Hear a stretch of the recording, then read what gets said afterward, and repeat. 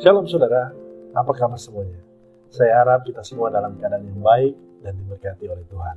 Di video kali ini kita akan belajar firman Tuhan, terlebih khusus materi MTPJ tanggal 28 Agustus sampai tanggal 3 September 2022. Sebelum kita membaca dan merenungkan firman Tuhan, marilah kita satu di dalam doa.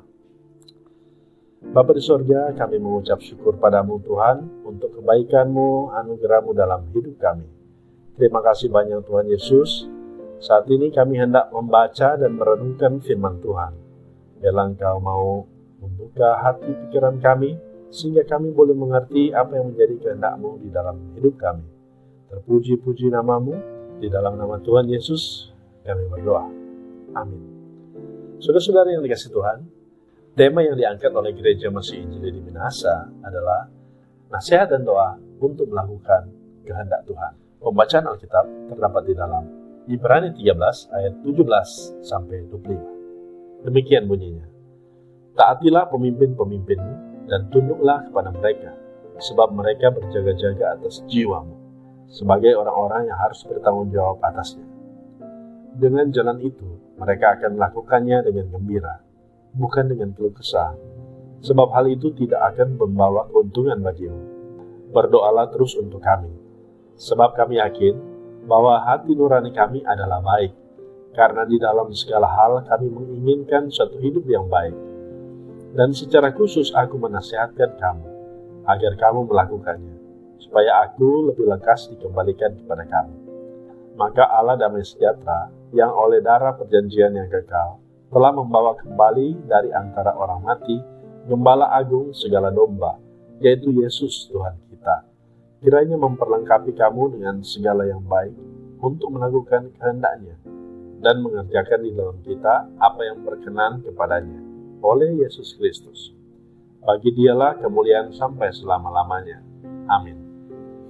Dan aku menasihatkan kamu, saudara-saudara, supaya kata-kata nasihat ini kamu sambut dengan rela hati, sekalipun pendek saja suratku ini kepada kamu. Ketahuilah bahwa Timotius, saudara kita, telah berangkat. Segera sesudah ia datang, aku akan mengunjungi kamu bersama-sama dengan dia. Sampaikanlah salam kepada semua pemimpin kamu dan semua orang kudus. Terimalah salam dari saudara-saudara di Italia. Kasih karunia menyertai kamu sekalian. Sampai di sana pembacaan Alkitab. Terpujilah Kristus. Saudara-saudara yang dikasihi Tuhan, setiap orang pasti membutuhkan nasihat di dalam kehidupannya. Nasihat sangat penting agar supaya seseorang itu bisa bertumbuh dan berkembang. Seperti halnya kita sebagai orang tua, kita menasihati anak-anak kita agar supaya mereka bisa melakukan hal-hal yang baik dan yang benar. Kita menasihati mereka berdasarkan apa yang kita pahami sebagai orang tua, dan mengharapkan agar supaya anak-anak kita melakukan seperti yang kita lakukan. Tentu saja nasihat-nasihat itu adalah untuk kebaikan mereka. Seperti halnya dalam pembacaan kita di bawah perikop nasihat dan doa selamat, yang membawa kita untuk mengerti dan memahami apa yang diperlukan untuk menjadi orang Kristen yang sejati, yang hidupnya harus berpadanan dengan firman Tuhan. Di dalam video MTPJ edisi 31 Juli, kita sudah membahas setengah perikop ini.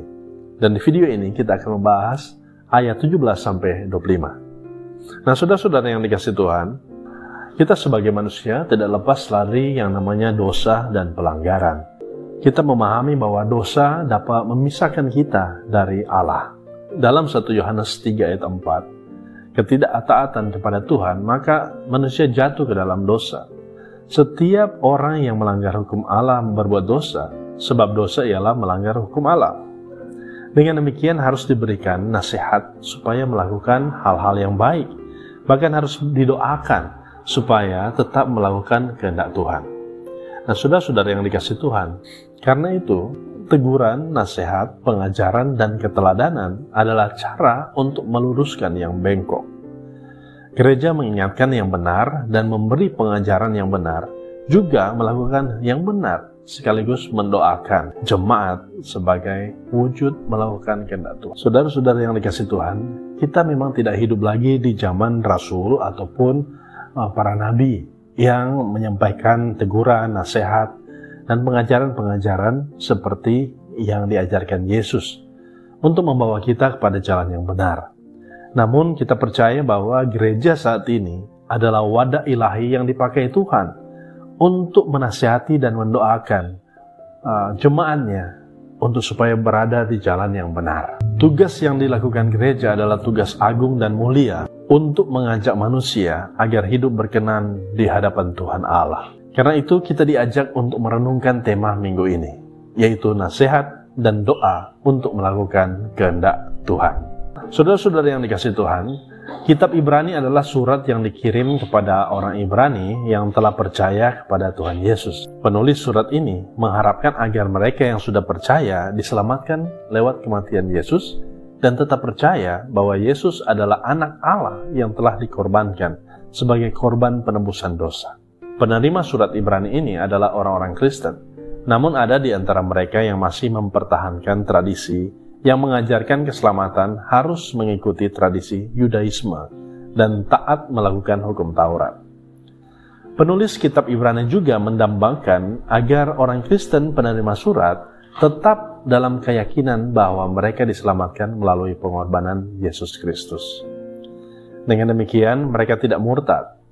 Mereka dapat melakukan kebenaran bukan untuk mendapatkan keselamatan, tetapi melakukan kebenaran dalam rangka menjawab keselamatan yang sudah dianugerahkan.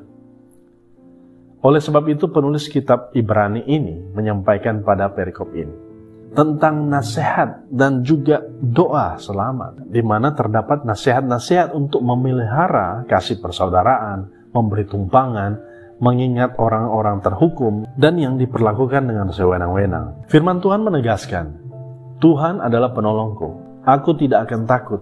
Apakah yang dapat dilakukan manusia terhadap aku? Penulis menasihati jemaat agar mengingat atau memperhatikan pemimpin yang telah menyampaikan firman Tuhan dan mendoakan jemaat taat dan tunduk kepada pemimpin-pemimpin karena pengajaran dan keteladanan adalah bentuk perbuatan baik. Karena jemaat butuh pemimpin untuk menjaga dan memelihara juga menjadi teladan, dan pemimpin butuh dukungan doa dari jemaat. Tugas pemimpin ini adalah berjaga-jaga atas jiwa mereka supaya mereka tidak tersesat dan tidak kena tipu daya iblis dan mengikuti ajaran yang tidak sesuai dengan kehendak Tuhan. Tugas tersebut harus dilakukan dengan gembira dan bukan dengan keluh kesah atau bersungut-sungut dalam memelihara jemaat, supaya para pemimpin itu juga punya semangat dan kekuatan dalam memelihara dan menjaga jemaat. Maka pemimpin-pemimpin memintakan pada anggota jemaatnya yang sudah menerima Kristus supaya mendoakan mereka sesuai kehendak Tuhan. Ini adalah sebagian dari kewajiban yang harus dilakukan jemaat untuk membalas kebaikan para pemimpin yang adalah pelayan Tuhan. Pelayan Tuhan membutuhkan doa jemaat. Nasihat dan doa untuk melakukan kehendak Tuhan sangat penting dalam menghadapi tantangan pelayanan, termasuk mencegah ajaran sesat yang beredar pada waktu itu. Hal ini dalam keyakinan penulis kitab Ibrani, bahwa gembala agung itu akan memperlengkapi orang percaya untuk melakukan segala sesuatu yang baik sesuai kehendak Tuhan. Surat kepada orang Ibrani ini memberikan nasihat supaya nasihat itu diterima dan disambut dengan penuh kerendahan hati. Sekalipun nasihat tersebut sangat pendek, tapi sangat bermanfaat untuk membangun persekutuan jemaat. Rela hati maksudnya di sini adalah dengan ikhlas dan senang hati untuk menerima nasihat.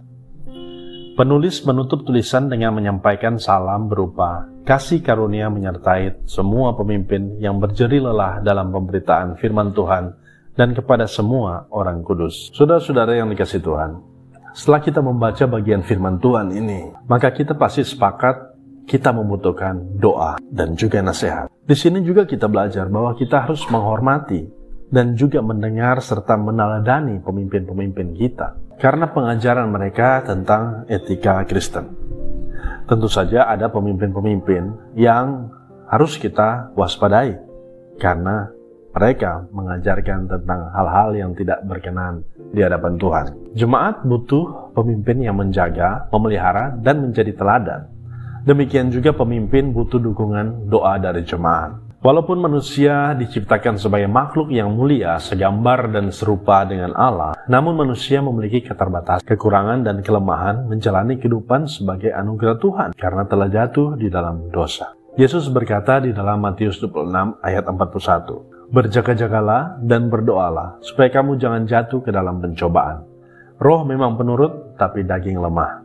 Nasihat penulis surat Ibrani mengindikasikan adanya anggota jemaat yang tidak atau kurang memelihara kasih persaudaraan. Jemaat diingatkan agar waspada, jangan sampai menerima ajaran yang menyesatkan dan menjadi murtad pada Allah yang hidup. Gereja memiliki tanggung jawab yang besar untuk mengarahkan, membimbing, dan mengembalakan umatnya agar berjalan pada jalan yang dikehendaki Tuhan.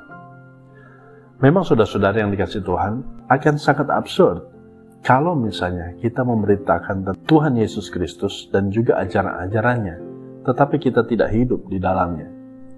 Itu seperti kalau kita menjual sabun batangan, kemudian kita mengatakan ini sabun yang sangat cocok untuk membersihkan segala sesuatu. Nah, tapi kemudian ketika kita datang, kita tampil dengan begitu dekil dan kotor, maka pesan yang kita sampaikan tentu saja tidak akan bermanfaat, baik bagi pendengar maupun bagi yang menyampaikan. Untuk itulah nasihat diperlukan agar supaya jemaat yang ada, orang Kristen yang ada, itu tetap di dalam koridornya Tuhan. Dan tentu harus ada orang yang menyampaikan tentang nasihat ini.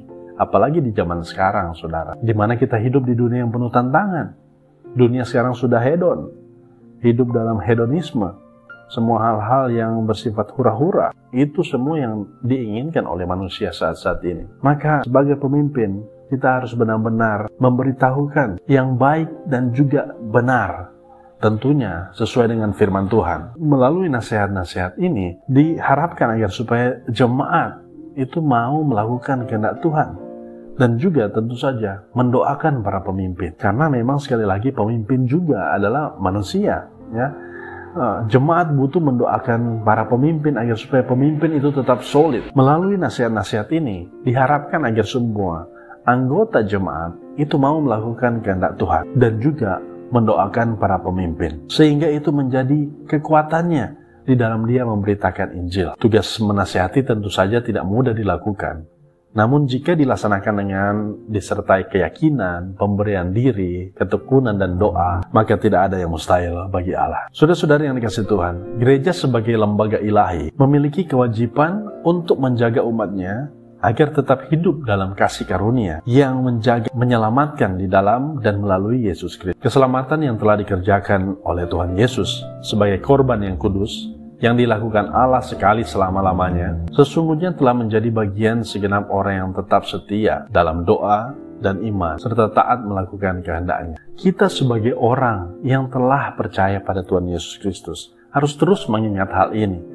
bahwa keselamatan yang telah dikerjakan Tuhan Yesus Kristus adalah korban yang kudus yang dilakukan Allah sekali untuk selama-lamanya. Sesungguhnya telah menjadi bagian segenap orang yang tetap setia di dalam doa dan iman serta taat melakukan kehendaknya. Jemaat dan kita semua perlu mendoakan agar supaya pemberitaan tentang Tuhan Yesus Kristus dapat dilakukan terus-menerus dimanapun, kapanpun, baik atau tidak baik waktunya. Karena ini adalah kehendaknya bagi kita. Amin. Hai guys, kalau kalian suka video ini, jangan lupa untuk meninggalkan like dan subscribe. God bless you. Sampai jumpa di video-video yang lainnya. Bye.